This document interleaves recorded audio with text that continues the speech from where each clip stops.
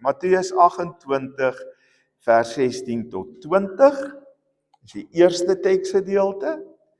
Die tweede teksgedeelte is Johannes 13 vers 12 tot 17. Johannes 13 vers 12 tot 17. Is in die 83 vertaling van die Bybel wat ek gebruik.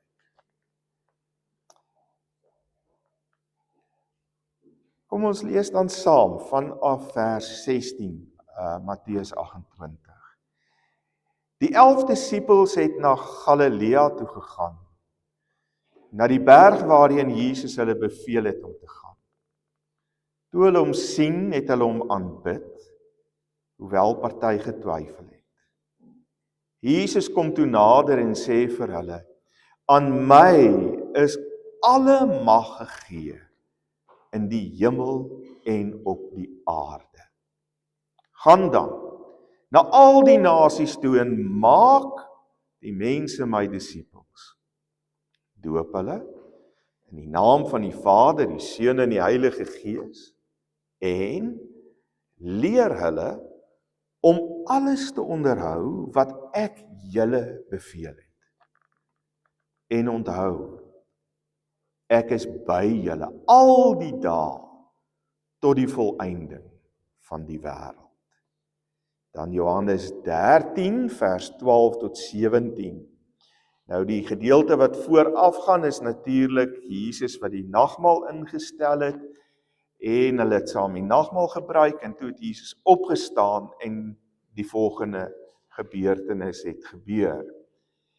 Toe hy hulle voete klaar gewas en sy bookleed aangetrek het en weer aangesit het, sê hy vir hulle, verstaan julle wat ek vir julle gedoen het?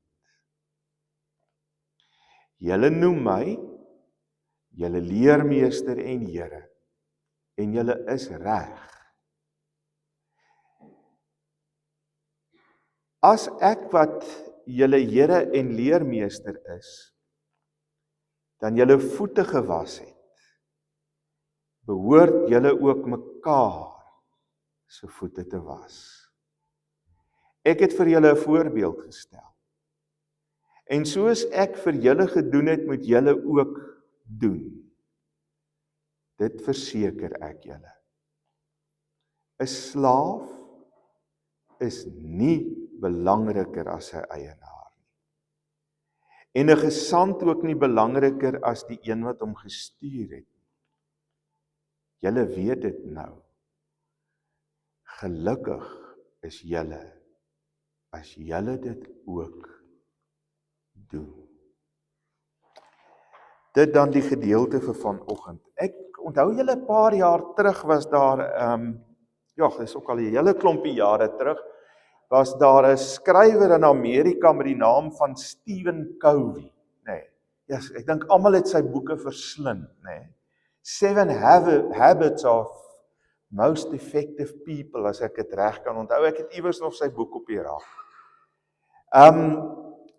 Ou Covey het 'n paar baie interessante dinge gesê en een van die goed wat vir my nogal uitgestaan het uit 7 Habits was die volgende. Hy het gesê leierskap is nie om 'n titel te dra nie, maar om verantwoordelikheid te aanvaar. En dan het hy nog 'n deel bygesê waarby ek weer sal uitkom. Maar ek wil hê jy moet dit baie mooi hoor. Hoor mooi wat sê hy. Hy sê leierskap is nie 'n titel om te dra nie.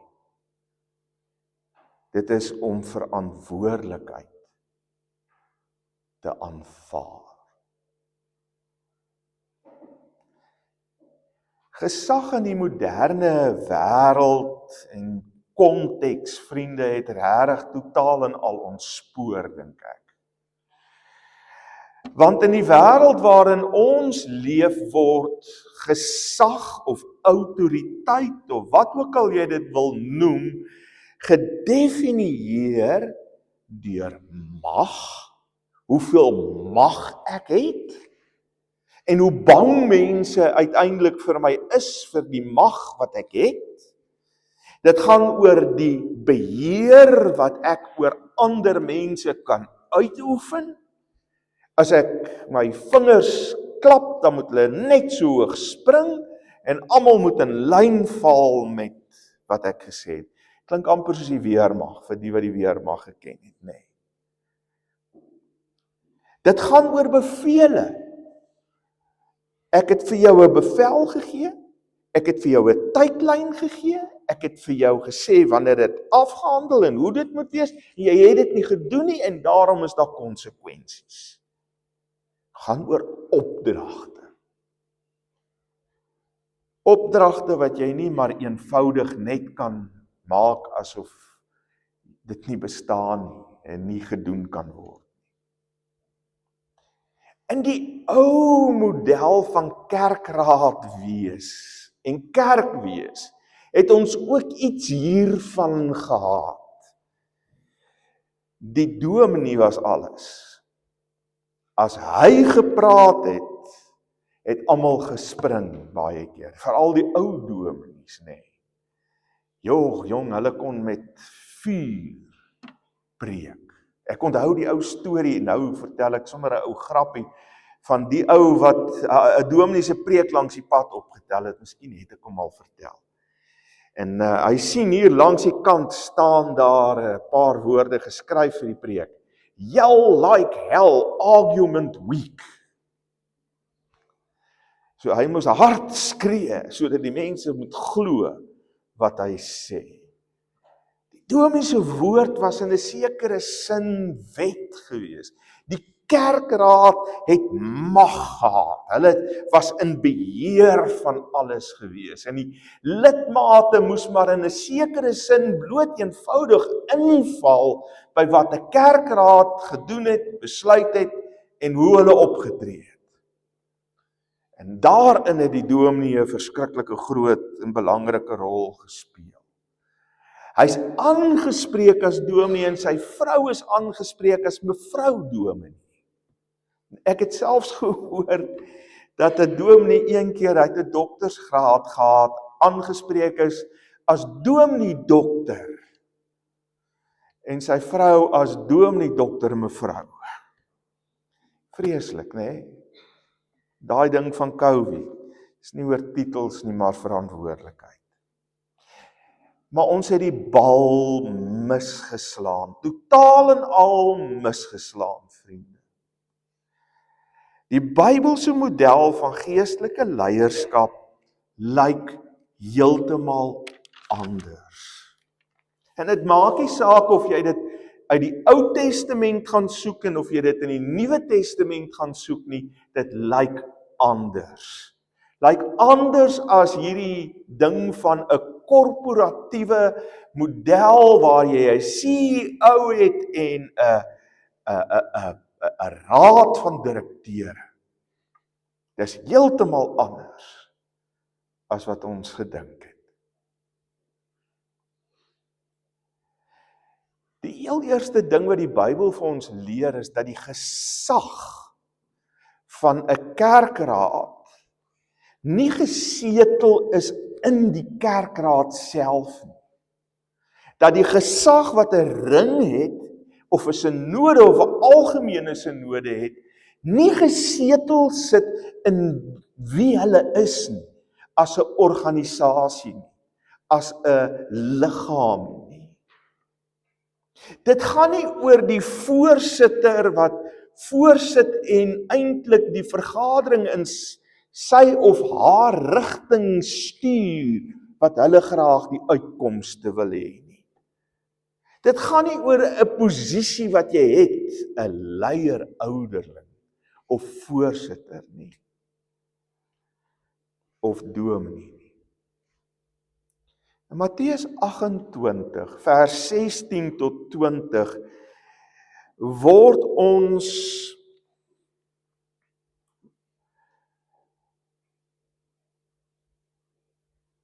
ons ou manier van doen eintlik op sy kop gekeer. Die appelkar word as ware omgegooi. Wanneer Jesus die volgende woorde sê. Alle gesag in die hemel en op die aarde is aan Jesus gegee. Vriende, dis die wegspringplek vir die kerk. Dis die wegspringplek vir 'n kerkraad, vir 'n gemeente, wanneer dit kom by die gesag onder wie ons staan. En daarvan kan ons nie wegkom nie. Hier staan dit, alle gesag, wat daar in die ganse heelal is, so groot soos wat hy is, van begin tot einde, dit wat daar in die hemel is en in die hemeltroon van die Vader, die Seun en die Heilige Gees is, en dit wat hier op aarde gebeur, alle gesag, alle autoriteit, alle mag, as jy hulle dan nou eintlik wil, is aan Jesus gegee. Ons is dus ondergeskik in ons gesag en optrede en dade in hierdie wêreld aan Jesus. Dis waar 'n kerk begin. Hy is die hoof van hierdie liggaam wat ons 'n gemeente noem. En op grond daarvan sou ons kon vra. Hoekom? Hoekom is alle gesag aan Jesus gegee? Waar het hierdie gesag sy oorsprong gehad? Daar is 3 redes, dink ek, wat vir my uitstaan uit die Bybel. Die heel eerste ene is dat hy aan die Vader absoluut gehoorsaam was.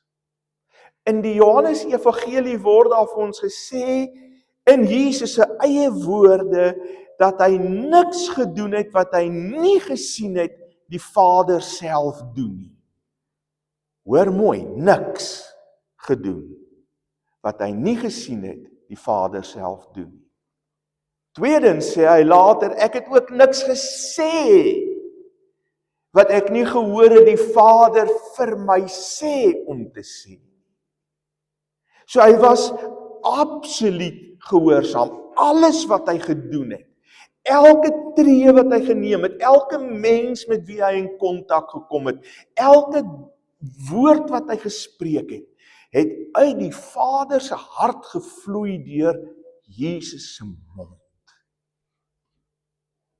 Tweedens, toe hy die keuse gehad het om weg te stap van die kruis, het hy die beker van lyding geneem en gedrink. Hy het soos 'n krimineel aan 'n kruis gaan hang, onskuldig, uit gehoorsaamheid aan die Vader, nie ter wille van enigiets anders, as ter wille van elke een van ons nie. Sodat dit wat verkeerd geloop het in hierdie wêreld, weer heel en reg gemaak kon word nie. Die derde belangrike ding wat uitstaan, is dat hierdie Jesus deur die Heilige Gees uit die dood uit opgewek is. Dat daar aan hom nuwe lewe gegee is op grond, weer 'n keer, van sy gehoorsaamheid aan die Vader. En so het hy ontslaag geraak van die sonde, van die ongehoorsaamheid van ons, wat die heeltyd in rebellie teen die gesag van die Vader geleef het. Maar daar is meer. En dit is hoe Jesus reeds op aarde in sy aardse wandeling, die 3 jaar wat hy in die openbaar opgetree het, hierdie gesag en autoriteit waarvan hy praat, hy ontvang het, uitgeoefen het in hierdie wêreld. Dan is dit vir my interessant dat hy kom en is nie asof hy vasgryp aan al hierdie gesag wat hy het nie. Hy gaan en ons lees in Matteus dat hy hierdie gesag kom delegeer, kom uitdeel, vir ons kom betrek by dit waarmee God in hierdie wêreld, die Vader in hierdie wêreld besig is en in hierdie wêreld 'n verskil wil maak.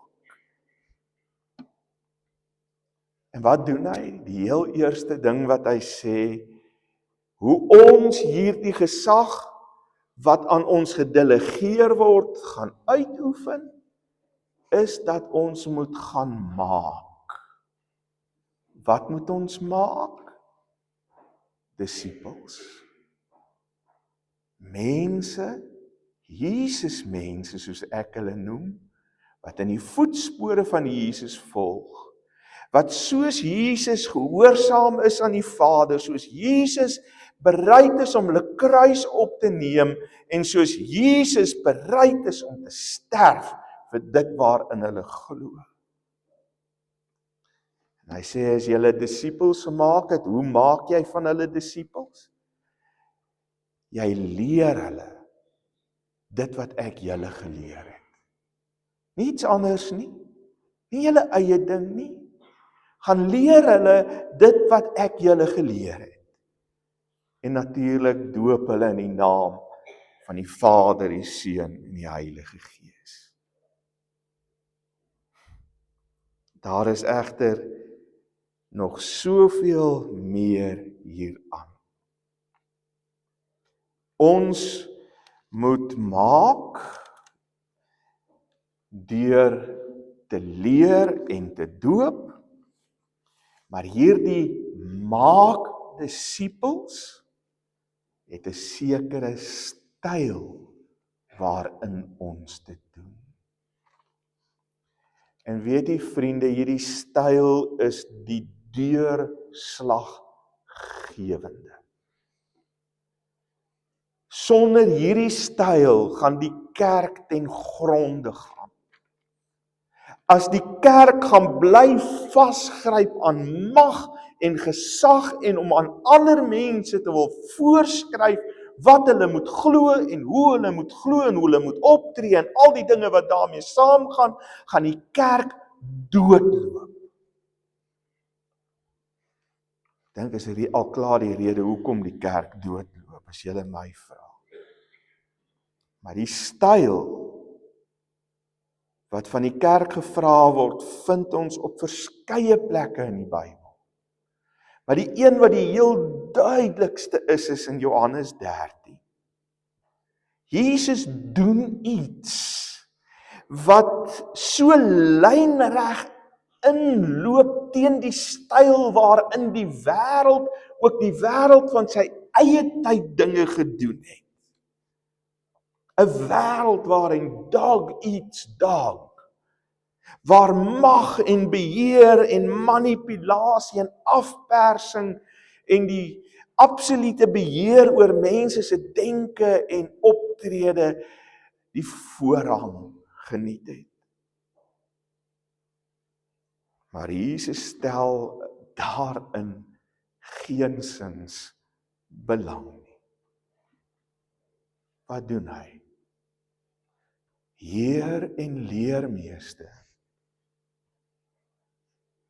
kniel.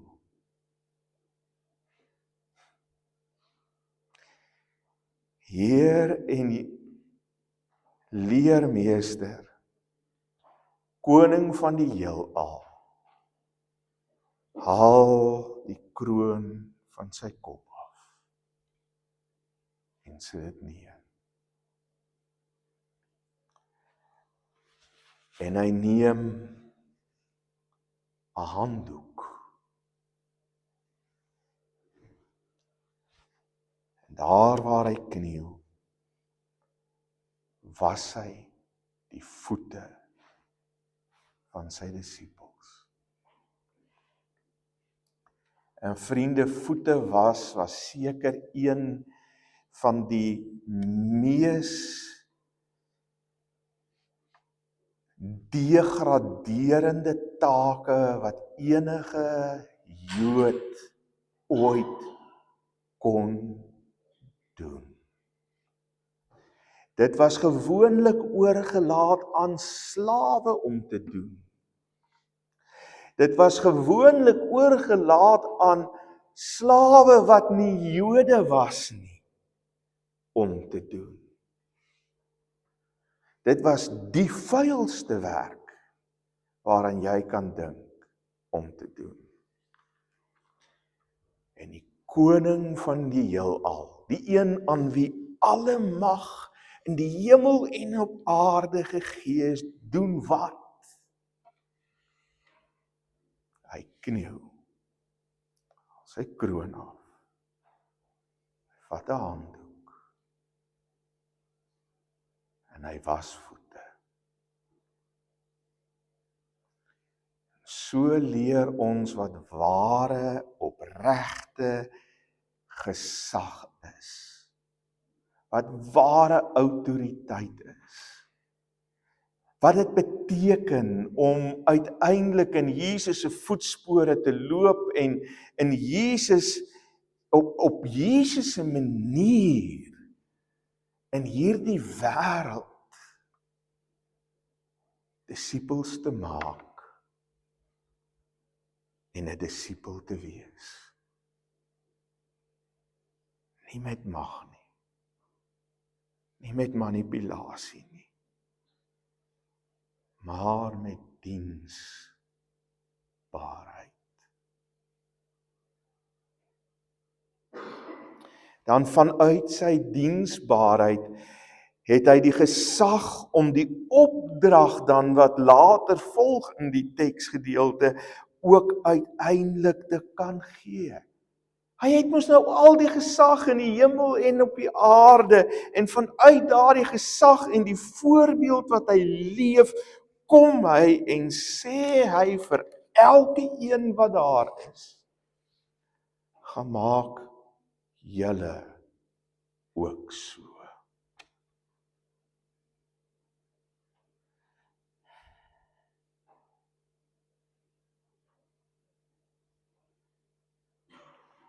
Dit is so treffend, vriende, dat dit nie anders kan nie. Dat ons as ware nie anders kan nie.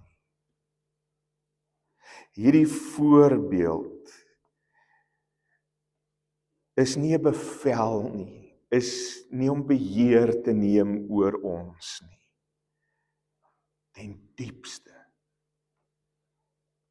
is die Here wat vir my en vir jou kom roep tot sy diens.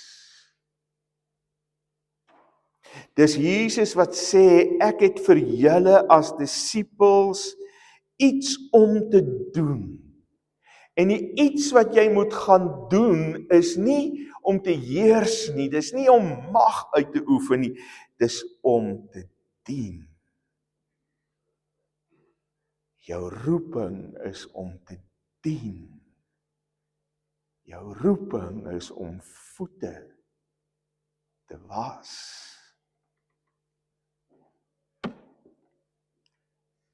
Liewe kerkraad, julle roeping is nie net om 'n klomp besluite in 'n raadskamer te neem.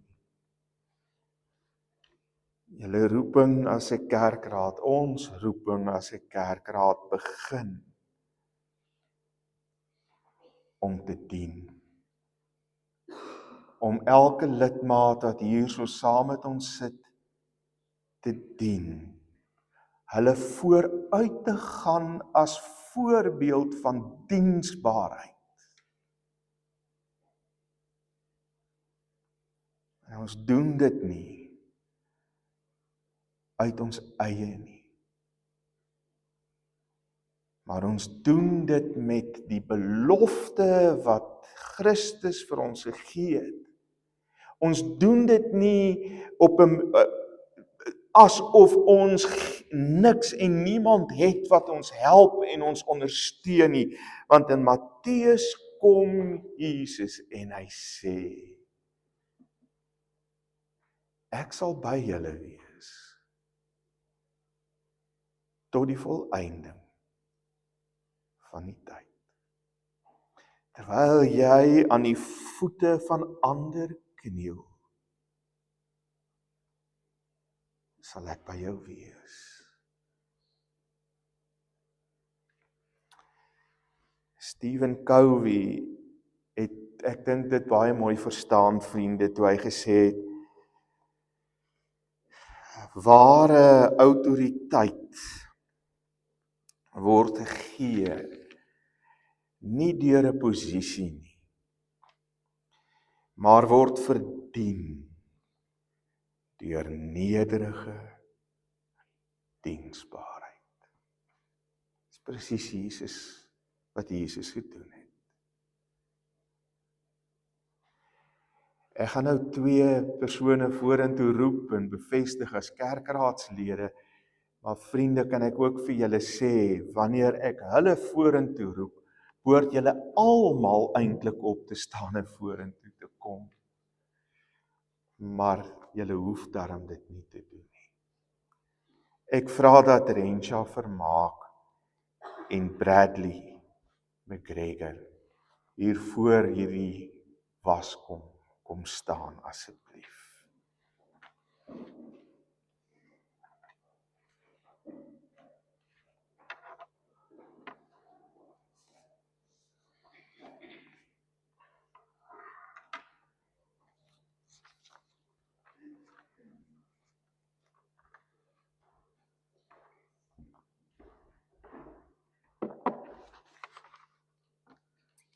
Wow, so voorreg. En jy het 'n lang broek. Ja, ek het vir jou ma gesê, jy kan maar met jou kort broek ook kom, dis oukei. Want dit wys jy wil dien, nee. Nee, dis reg, ek spot sommer 'n bietjie met jou, Bradley. Ek het 3 vrae wat ek aan julle wil stel, wat ek graag wil hê julle moet antwoord. En dan gaan ek ondertoe kom. Die eerste vraag is, glo jy dat Jesus Christus jou Here en hoof is? En dat alle gesag aan hom behoort?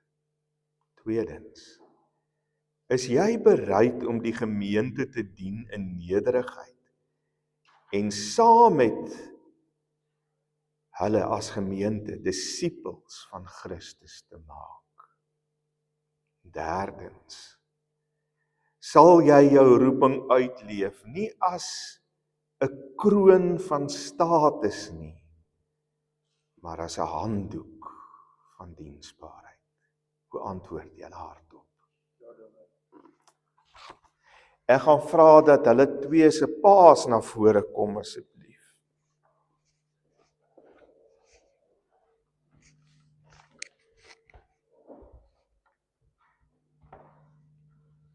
Julle kan nader staan. Sommige net hier.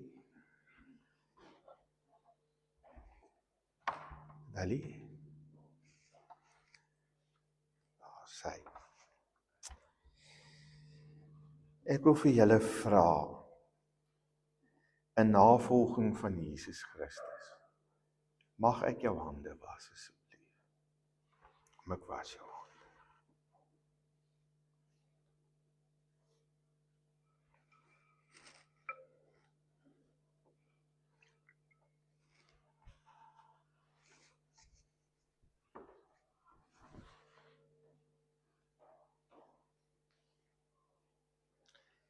Sou jou voete gewees het, maar ek dink is makliker as dit jou hande is, nee. Mag ek jou hande was in voorbeeld van Christus?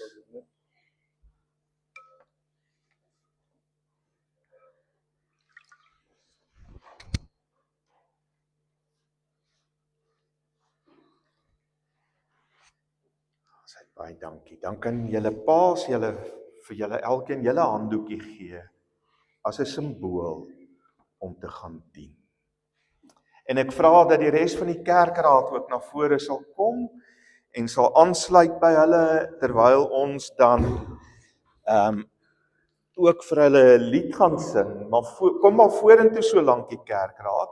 As julle net die skuifie vir my kan voor die ene, net daar. Ek wil vra dat die gemeente ook sal opstaan en saam vir hierdie ouens hierdie woorde sal spreek. Kom ons doen dit hardop terwyl ons dan staan en ons sê vir hulle, ons aanvaar hulle. Kom ons doen dit. Ons aanvaar julle as dienaars van Christus. Julle gesag is nie 'n kroon nie, maar 'n handdoek. Ons sal saam met julle in liefde ander dien as disippels van Jesus. Amen. Kom ons maak 'n kringetjie en ons lê hulle die hande op. En dan sing ons, laat Heer U seën op hul dae.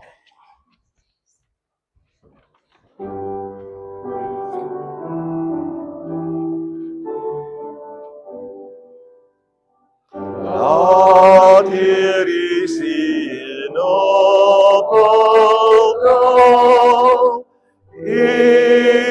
In sy Sion bestraal. U wat beveel en dit geskied.